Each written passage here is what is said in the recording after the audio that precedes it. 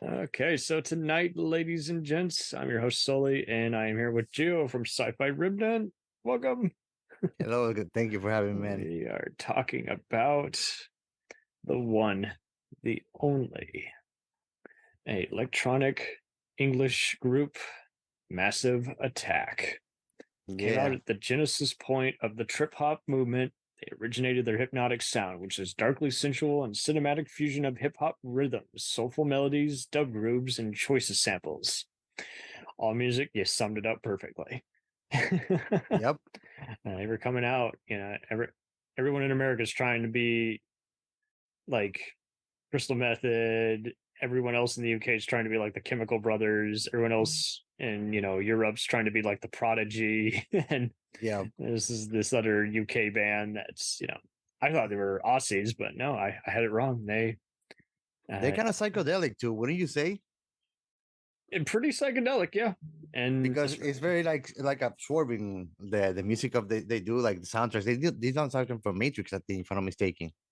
yeah, it's just about every other, like you said before, like Teardrop was used in every other TV show theme, like House, and then uh Angel. I mean, I saw that in a Harrison Ford movie and a bunch of other just films where you're just like, whoa, hey, Yep. This this, whole dissolving girl, I think it is the name. There's a lot of like good hits that they have, man. oh, totally. Circus. I mean, I could go on and on, man. Like one, I have a very eclectic taste, and like there are very few bands that I will like almost everything on an album, and they are one of those. Even their logo changes, album to Yep. album. It's a like a sign, but then they recrystallize it or add something new. And like you say, it consists of the twins, and as well as a newcomer Sarah J. And I forgot that they had done remixes for Garbage around the same time that they first started touring, and they worked with Madonna on a Marvin Gaye tribute album. Yep. And once they promoted their EP Risington during the summer of '97 at the annual Glastonbury Music Festival, that's when they started, basically the phone started ringing. And like you say, they just every 5 years we just come out with some new electronic album. And uh, their movie scoring name was 100 Suns. That was the brand they used. And they keep doing just continual just remixes and everything, and New achievements, I guess, and creations too. just very achievement. I would even see people do various montages of them with various movies and music. They love their melodies. They love their, again, the acoustics, and just the voices are just very haunting. And Yeah. And uh, it's not like they're giving you only music, they're giving you an experience. That's what it feels like when I'm listening to them, like Enigma back then in the times, like this is music that is like it takes you away. totally. Now, That's why I like it so much. have you seen their last album they did during COVID-19, Utopia? No, I was watching one that they recorded with Nicki Minaj. It was strange, different from what they usually come up with. Yeah, that Have you was part of watched the that one? I missed that one, but they're listed here as working with Young Fathers, Saul Williams, Algiers, and a bunch of other just people who are known for their vocals. And Oh yeah. they just wanted to pair them with a video counterpart so that the visuals could emphasize their political nature in the song. But like you say, it's interesting how they strike this mood and you just can't look away. It's almost like whatever visual accompanies it, it will totally work. Yeah, no, definitely. I mean, you see it on the line of work that they do. They Mm-hmm. do good quality videos most of the time. Like I grew up as an MTV kid, so like my music would come from VH1 and MTV Tops. And I mean, like music videos it stopped coming like that in like mid 2005 more or less. And I stopped completely watching music videos. And these guys, musicians like them, are the reason that I still go and find a music video on YouTube. If not, like I never watch it. Oh, totally. Uh, do you think they've been hard to market because of the political stuff they're inferring? Oh, Or most likely, I do okay, because agree. I can't think of any other reason why they're not as big as some of these other electronic ones. So I don't know.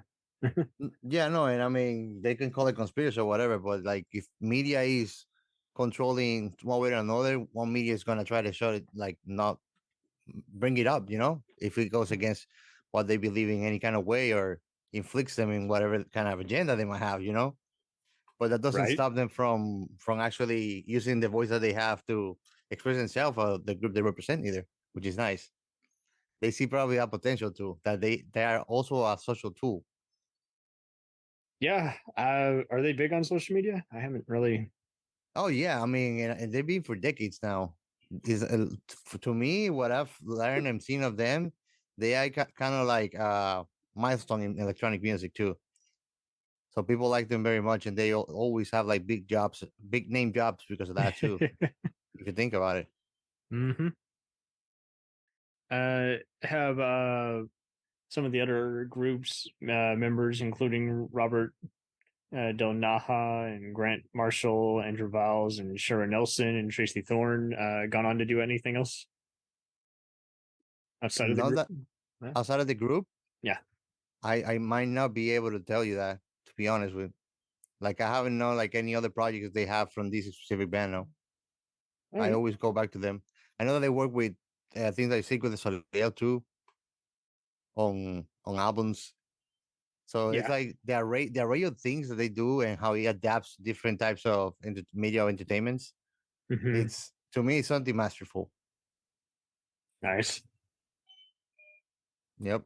They temporarily shortened their name to just Massive because they were afraid of getting controversy because they were speaking out against the UN's support of the Gulf War. and and then they changed it back when their next single, "Safe from Harm." So that's pretty interesting. Yeah, absolutely. And I mean, it's nice because it means that they stand by what they said before. And one of the things that I like the most about everything in life is consistency. And you can see that with them, you know? Yeah, They're consistent in where they stand and they keep on like showing like they have nothing but good stuff to bring to. So they have a good way to deliver their message too.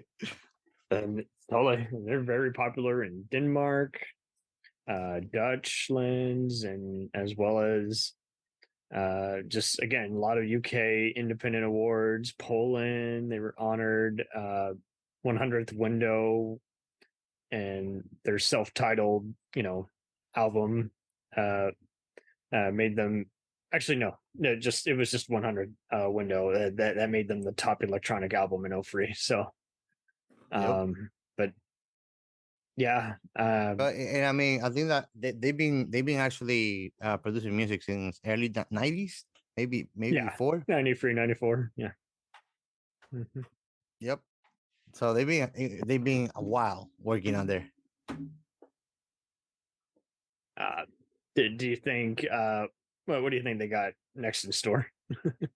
To be honest, like the last video I saw of them, I was like, okay, like I'm not gonna criticize them negatively, but like I felt like they tried to fit in more into something trendy with the musical Yes. arrangement of the video. It was not to me did not represent what they are. They are always something new, something eccentric. I mean, it's not the same thing, but just how different as how um what's it called? This girl from ABBA, Bjork. When you Yeah. see Bjork, Bjork's a good contrast. Bjork, she's gonna Yeah. surprise you. She's gonna bring something that nobody else does. And that's the feeling I always get from them. And with this last video, like I was like, oh, okay, it was not that like always, but that's what I always expect from them. Is something like something shocking, something that is gonna drag the people's attention in all kinds of way. And the music, just like you said at the beginning, is very like the sounds are very seductive, you know. Yeah. They definitely. hmm Uh, But that's my expectation from them. Anytime that I see something new coming from them. it seems like a lot of them basically just uh they're I mean, that's why they came from the partying DJ group, the Wild Bunch. They are just that. Mhm. And I mean, there's other bands. I mean, I don't know if you heard of, for example, Tool. That's one of the few bands that I like everything from Tool. I like the other two bands that John Miners had. Pussifer is actually kind of like Massive Attack. Like they do kind of like psychedelic electronic music, and then you Very have a Perfect psychedelical. Circle, and you have a Perfect Circle too that does kind of same music like Tool, but a little bit different too. Yeah, But and we I like covered all of Perfect them. Circle. That was a cool contrast to how they kind of started off as kind of a side project and then got bigger and bigger and bigger. Yep. We'll return after these messages. Do you ever find yourself thinking about who would win in a fight between Goku and Superman?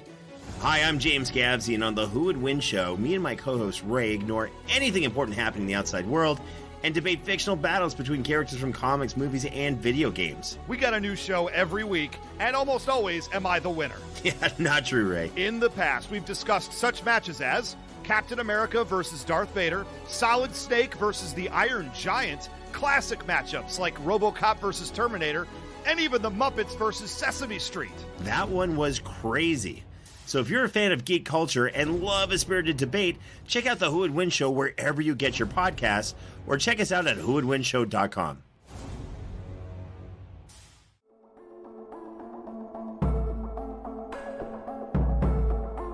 We let things pile up in the DVR, we add them to our queues, we wait for the DVDs and Blu-rays. We time shift. The Time Shifters Podcast. Sci-fi, horror, fantasy, superheroes, comedy, action, film, television, maybe some not-so-current events. Find us on iTunes or at timeshifterspodcast.com. Cool thing about Blind Knowledge is we are in multiple countries. We are worldwide all across the globe. We are in the US, we are in the UK, we are in Canada, Germany, India, Japan. We're in Australia, y'all. BlindKnowledge.com. Now back to the feature presentation. Dragon Ball Z, One Piece, Naruto, all things that we love, all manga that were originally published in the legendary magazine Weekly Shonen Jump. But not every series can run for 300 chapters and have a hit anime. This is David. This is Jordan. We're the hosts of Shonen Flop. Each episode, we look at manga that ran in Jump that didn't quite make it. We discuss what it did wrong, what it did right, how the series could have turned itself around, and ultimately, was it a flop or not? We're on all your favorite podcast apps, and you can find us at shonenflop.com. Keep on flopping, floppers. No, you can tell without how much of a good musicians they are. I think that maybe I don't know. I'm actually gonna go and do homework now to see like what else they have done. But I feel like they have such a good product that whenever they keep on working on it, they don't need to change the formula because they're always bringing something new with the formula they have. So I'm hoping the next video that comes out, it's something that goes back to like something surprising, not something trendy. That's why it stands out, really. The authenticity too behind it. Oh, totally. And to your point earlier, they, in addition to all their movie stuff, they apparently did Del Naja, one of the main guys, worked with Tom York of Radiohead at an unofficial Occupy movement in London around 2011, and they have declined playing in Israel recently, but they like you say, they can't be contained, and music's like their only kind of rallying cry. Yeah, and that's how they get the message to the people. And doing it like it's like those jokes about like making a nice music video for the kids to learn their lesson, Mm-hmm. instead of putting them to just read on a book. And the same thing is like if they deliver a message, just like Rage Against the Machine would do, deliver a message that sticks in, you're gonna have people singing about it, I can't imagine anyone isn't going to utilize one of them at some point for some, duet or co-editing or remixing.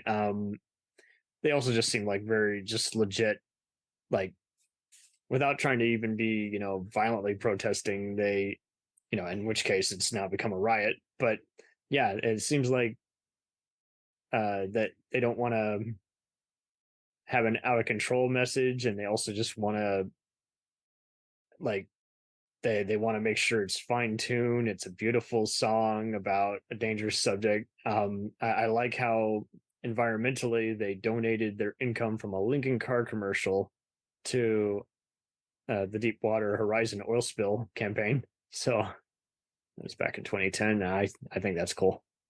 Yeah, no, absolutely. And I mean, Any other group would have been like, "Oh, that's terrible." I'm still gonna buy a mansion.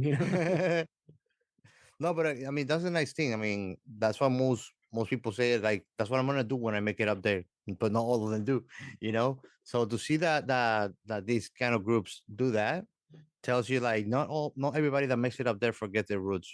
And they remember to give back in one way or another. And that's nice because I mean, it's rare. I don't even like K-pop and culture. That they're crazy with their groups, the image that they had to actually project for the fans, and these guys do the same thing with that because they lead by example. So when they do something, they're showing that their followers and people that like their music too. They're not pretending to be anything that they're not. They're not saying, "Hey, well, I'm gonna probably lose my fan base or half my fan base." It's like, no, screw you. Be you. They're willing to do that. They're willing to sacrifice that chance to have a bigger or smaller fan base to continue to deliver what they believe in. So they're not betraying their own values. Nothing's been compromised. Yeah. And I think that's very noble. If you compromise them, then they just won't play. It's simple as that. For those who want to know more about them, they have a book. I have not read it, but it looks like a nice one. It's called Out of the Comfort Zone. That was published in 2019. So if you want any trivia or want to know more about them, that's probably a place to look. I'm definitely gonna check it out. Nice. There's so much stuff under the radar. I'm sure. What was the first time that you heard of this band? Probably, I want to say definitely by 2012 in college, 2009 to 2012. That's definitely when I knew about him. So I knew about him probably 5 years after they were getting big and O3. I just because again they were just much like all these other electronic groups. I loved that kind of music, and they were just like the first ones that came up.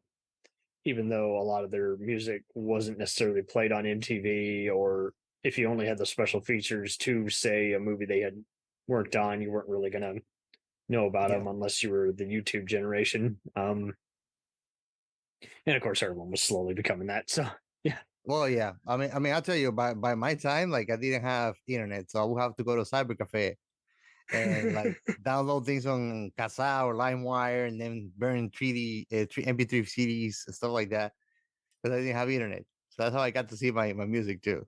But yeah, man. Yeah, no, man.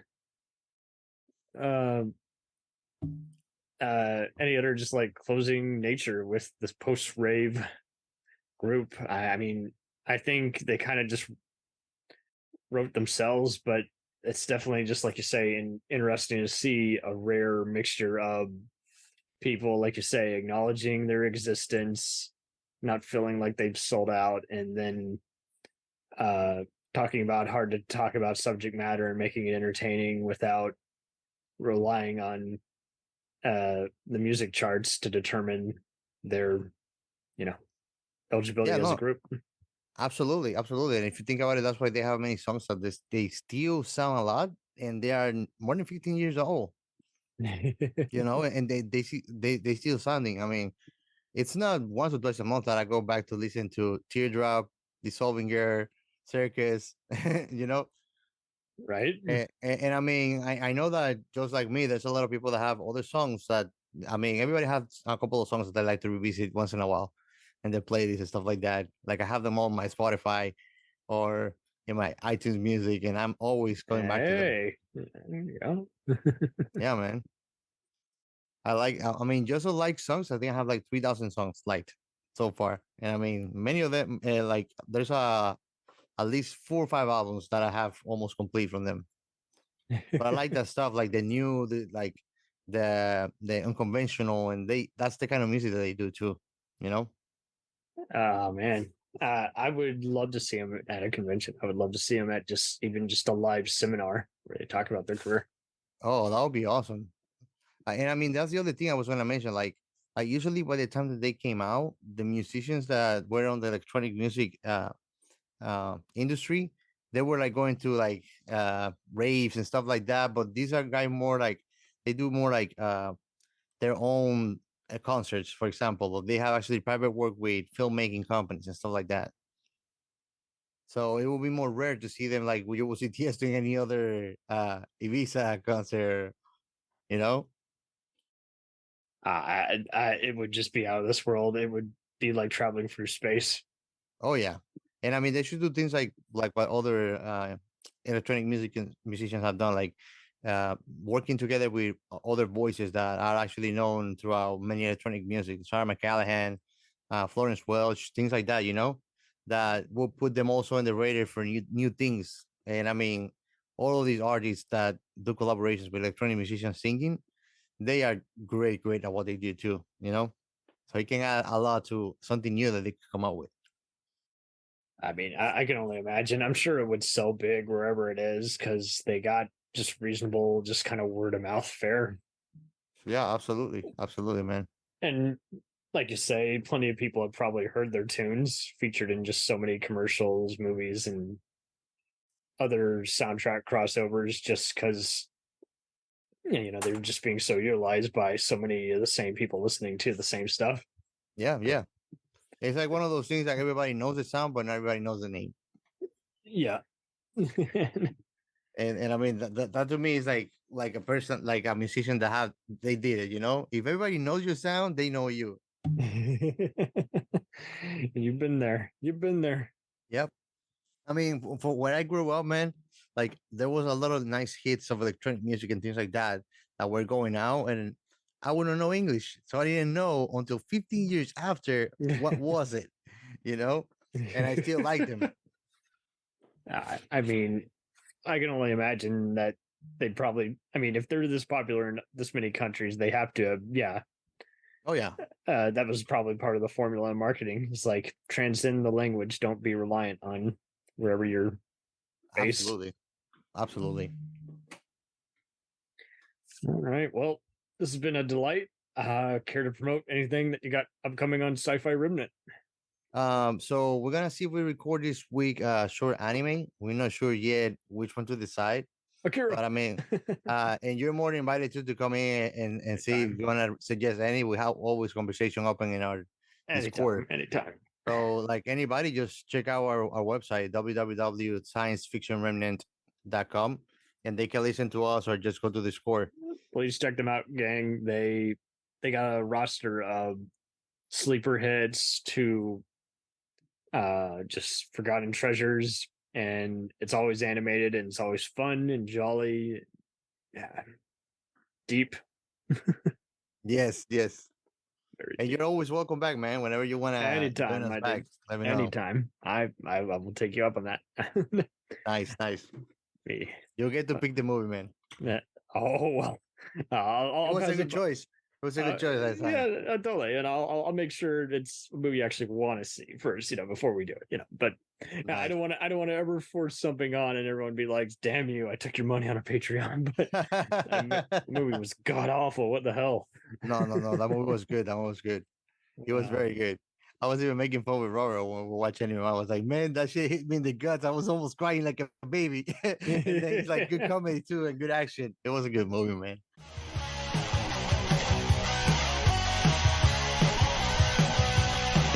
Follow us on the web on Facebook, Twitter, and Instagram. The podcast is available on Podbean, Spotify, iHeartRadio, Anchor, Apple, and anywhere else podcasts are available. Feel free to review our show and leave comments on any of those sites. Thanks a million for listening. It's a jacked up